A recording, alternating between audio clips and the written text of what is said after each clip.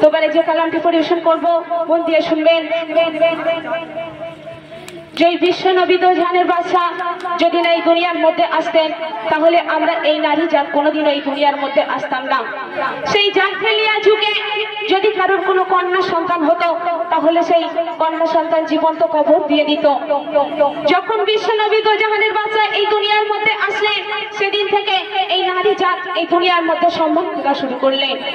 একদিন দাইফাতুল কালবি নামে এক সাহাবী ছিলেন, তিনি যুবক বয়সে বিয়ে করে 4 বছরের জন্য বিদেশে চলে যাচ্ছে আর বলছে তার স্ত্রীকে বলে যাচ্ছে যে আমি এই 4 বছর পর বাড়ি আসবো, এই 4 বছর পর যদি বা এসে আমি তোমার কোনো কন্যা সন্তান যদি হয় তাহলে তুমি তাকে জীবন্ত কবর দিয়ে দেবে, আর যদি কোনো ছেলে সন্তান হয় তাকে অতি যত্নে আদরে বড় করবে।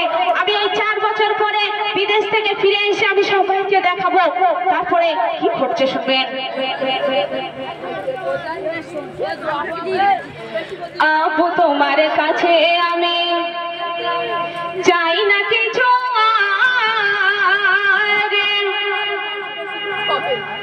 আপু তোমার কাছে আমি চাই না কিছু, আমার মায়ের কাছে দাও যেতে দাও মিনতি আমারে, আমার মায়ের কাছে দাও যেতে দাও মিনতি আমারে, আপু তোমার কাছে আমি চাই না কিছু, আমার মায়ের কাছে দাও যেতে দাও মিনতি আমারে, আমার মায়ের কাছে দাও যেতে দাও মিনতি আমারে, বলো কি কারণে দেবে কবর কি দোষ আমারে, বলো কি কারণে দেবে কবর কি দোষ আমারে, আমি হইনি ছেলে তাই বলে কি নেই বাঁচার অধিকারে, আমি হইনি ছেলে তাই বলে কি নেই বাঁচার অধিকারে, আপু তোমার কাছে আমি চাই না কিছু, আরে আমার মায়ের কাছে দাও যেতে দাও মিনতি আমারে, আমার মায়ের কাছে দাও যেতে দাও মিনতি আমারে। দাইফাতুল কালবি একদিন আল্লাহ রাসূল দো জাহানের বাদশাকে বলছে যে ইয়া রাসূলুল্লাহ ইয়া হাবিবাল্লাহ, জানি না ওই আল্লাহ পাক আমাকে ক্ষমা করবে কিনা, আমি খেতে শুতে সব সময় একটাই কথা শুনি, আবু আমাকে মেরো না, আবু আমাকে মেরো না। আমি যেদিন 4 বছর এবং আমি যখন বিদেশে যাচ্ছি এবং আমার স্ত্রীকে বলে যাচ্ছি যে আমি 4 বছর পর ফিরে আসবো, এই 4 বছর ফিরে যেন আমি কন্যা সন্তান না দেখি। আমি 4 বছর ফিরে সেই বিদেশ থেকে এসে যখন আমার কন্যা সন্তানকে দেখেছিলাম আমি নিজে হাতে তাকে কবর দিয়ে মেরে ফেলে দিয়েছি, কারণ সেই জাহেলিয়া যুগে যদি কারোর কন্যা সন্তান হতো সেই বাবাকে পুরুষ বলে ডাকা হতো, তাই আমি এটা সহ্য করতে পারবো না, তাই আমি নিজের সন্তানকে নিজে মেরে ফেলে দিয়েছিলাম, আর তার অনুভূতি এখনো আমাকে বইয়ে নিয়ে চলছে। তারপরে কি হচ্ছে শুনবেন। নবীর কাছে কেঁদে বলে দাহিয়া কালবি, যে ভুল আমি করেছি ক্ষমা পাবো কি আমি, কেন গর্ভবতী ছিল যখন আমার বিবি, তাই বিদেশ গেলাম খুশি মনে করতে আয় বাতি, আর কত আশা ছিল হবে ছেলে দেখাবো সবার,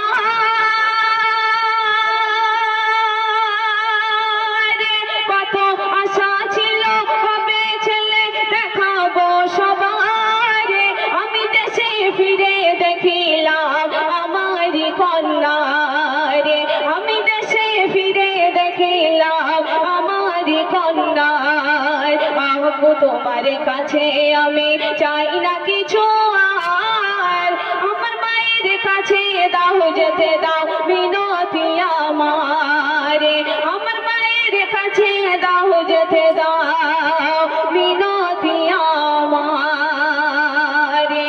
দাইফাতুল কালবি যখন ওই বিদেশ থেকে 4 বছর পর ফিরে আসলো এবং যখন তার কন্যা সন্তান দেখলো তখন মনে মনে ভাবছে যে এই কন্যা সন্তানকে আমি কেমন ভাবে মারবো, একে দুনিয়ার বুক থেকে আমি কেমন ভাবে সরিয়ে দেব, সেই মনে ফোন দিয়ে আছে। দাইফাতুল কালবি একদিন বলছে যে সোনা আজকে তোমার মামার বাড়ি যাব, আজকে তোমার নানার বাড়ি যাব, তুমি নতুন জামা পরে নাও, আজকে তোমার নানার বাড়ি ঘুরতে নিয়ে যাব। তখন সেই ছোট্ট কন্যা সন্তানটি নতুন জামা পরে মরুভূমির এপার দিয়ে ওপারে হাঁটতে হাঁটতে যখন ছুটে ছুটে যাচ্ছে, তখন এমন সময় পানির পিপাসা লাগলো। যখন পানির পিপাসা লাগলো, দাইহাতুল কালবির কাছে বলছে যে আব্বু আমার খুব পানির তৃষ্ণা লেগেছে। দাইহাতুল কালবি এমন কাপুরুষ ছিল, তখন মনে মনে ভাবছে যে এই আমার একটাই সুযোগ এই বাচ্চাকে মারার। তারপরে তাকে কেমন ভাবে মারছে কবি লিখছে, শুনবে। আমি কি করি হাই ভেবে না পাই, একে কেমনে মারি হাই, বলি চলো সোনা আজকে তোমারে মামারে বাড়ি যায়। নতুন জামা পরে সোনা খুশির সীমানায়, সে মরুভূমি উপরে দিয়ে খুশিতে দৌড়ায়। সে কিছু পরে পানির তরে করে হাহাকার, সে কিছু পরে পানির তরে করে হাহাকার।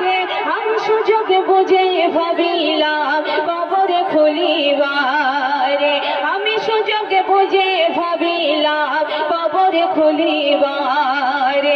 আব্বু তোমার কাছে আমি চাই না কিছু আরে, আমার মায়ের কাছে দাও যেতে দাও মিনতি আমারে, আমার মায়ের কাছে দাও যেতে দাও মিনতি আমারে। সেই ছোট্ট কন্যা সন্তান যখন দাইহাতুল কালবির কাছে গিয়ে বলছে যে আব্বু আমাকে একটু পানি দাও, দাইহাতুল কালবি তখন সেই মরুভূমির বীজখানে গিয়ে গর্ত খুঁজছে। আর তখন সেই ছোট্ট কন্যা সন্তানটি বলছে আব্বু তুমি এখানে গর্ত খুঁজছো কেন? তখন বলছে সোনা আমি যে এখানে গর্ত খুঁজছি না, ওই গর্তের ভিতরে পানি পাওয়া যাবে, তুমি যখন ওখানে নেমে খুঁজবে তখন ওই পানি খাবে। যখন সেই দাইহাতুল কালবি গর্ত খুঁজছে, তখন সেই দাইহাতুল কালবির গায়ে দিয়ে টপ টপ করে ঘাম টপে পড়ছে এবং সেই কন্যা সন্তান বলছে যে আব্বু আমি আর পানি খাবো না, আমি আর পানি খাবো না। তখন দাইহাতুল কালবি বলছে কেন সোনা তুমি পানি খাবে না? তখন সেই কন্যা সন্তান বলছে যে তোমার গায়ের ওই ঘাম টপ টপ করে পড়ছে, তোমার এই কষ্ট দেখে আমার পানির পিপাসা মিটে গেছে, আমি পানি খাবো না, তুমি আর এখানে গর্ত খুলো না। কিন্তু দাইহাতুল কালবি তবু তারপরও সেখানে গর্ত খুলে সেই কন্যা সন্তানকে নামিয়ে দিল। এবং যখন সেই কন্যা সন্তানকে বলল যে ওর ভিতরে পানি পাওয়া যাবে, তুমি ওই নিচে গিয়ে পানি খোঁজো, যখন সেই কন্যা সন্তান গিয়ে ওর নিচে নামলো এবং তাকে বুক পর্যন্ত ঢেকে দিয়েছে, বুক পর্যন্ত বালি দিয়ে ঢেকে বলছে, তখন সেই কন্যা সন্তান বলছে যে আব্বু আমি তোমাকে আব্বু বলে ডাকি বলে আজকে তুমি আমাকে মেরে ফেলছো, তুমি আমাকে মেরো না, আমি আর কোনোদিনও তোমাকে আব্বু বলে ডাকবো না, আমি এই দুনিয়া থেকে অনেক দূরে চলে যাব, আমি আর তোমার কাছে কোনোদিনও আসবো না, আর তোমাকে কোনোদিনও আব্বু বলে ডাকবো না। তারপরে সেই কন্যা সন্তান শেষবারে এক কথা বলেছিল যে আব্বু তুমি যদি বা আমাকে মেরে খুশি হও আমি তাতেই খুশি, তবে তোমার কাছে আমার একটাই মিনতি, আমার শেষবারের মতো আমার মায়ের সঙ্গে একবার দেখা করতে দাও। যখন সেই কন্যা সন্তান শেষ কথা বলে এবং তারপরে কি করছে শুনবেন। পানি খুঁজতে মেয়ে যখন নামলো কবরে, আমি উপর থেকে বালি ঢেলে দিলাম কবরে, তারে দমটি বন্ধ হওয়ার আগে বলল আমারে আব্বু বলে ডাকবো না আর কবু তোমারে, আব্বু তুমি খুশি হলে দুঃখ নেই আমার,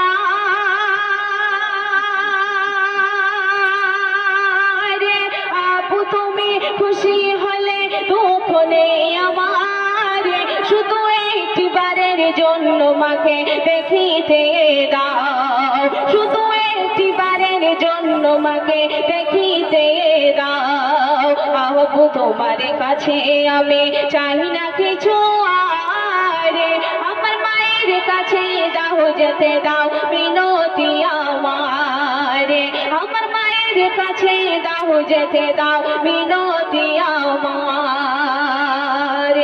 সেই দাইহাতুল কালবি কানা সন্তানকে মেরে ফেলে দিয়েছিল। এবং সেই জাহেলিয়া যুগ ছেড়ে যখন আল্লাহ রাসূল দোজাহানের বাদশা এই দুনিয়ার মধ্যে আসলেন, সেদিন থেকে এই নারী জাত এই দুনিয়ার মধ্যে সম্মান পেলেন। এবং আল্লাহ রাসূল দোজাহানের বাদশা একদিন এই নারীদেরকে নিয়ে মসজিদের মিনারের ভিতরে বসে বয়ান করছিল। তখন দাইহাতুল কালবি বাইরে দিয়ে হেসে আস্তে আস্তে তখন ওই গুনগুন করে আওয়াজ শুনছিল। আর সেই নারীদের নিয়ে বয়ান শুনে দাইহাতুল কালবি অঝর নয়নে গুনগুন করে কাঁদছে।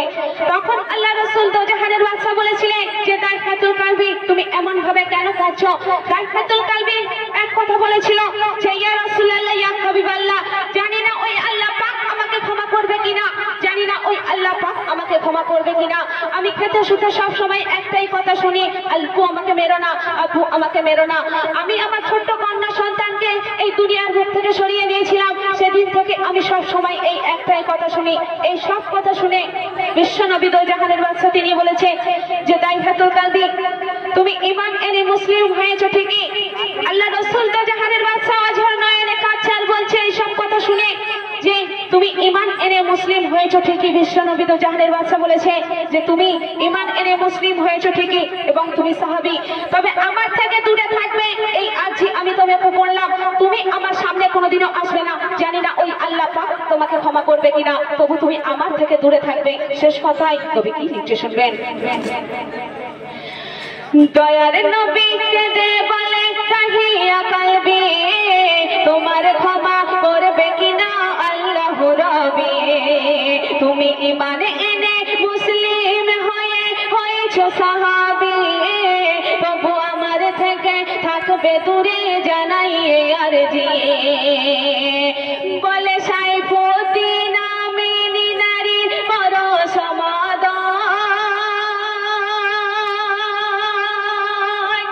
বলে সাইফুদ্দিন আমিনী নারীর বড় সমাদর। এই নারী জাতি হলো তোমার জান্নাতের খবর, এই নারী জাতি হলো তোমার জান্নাতের খবর। আব্বু তোমার কাছে আমি চাই না কিছু, আর আমার মায়ের কাছে দাও যেতে দাও।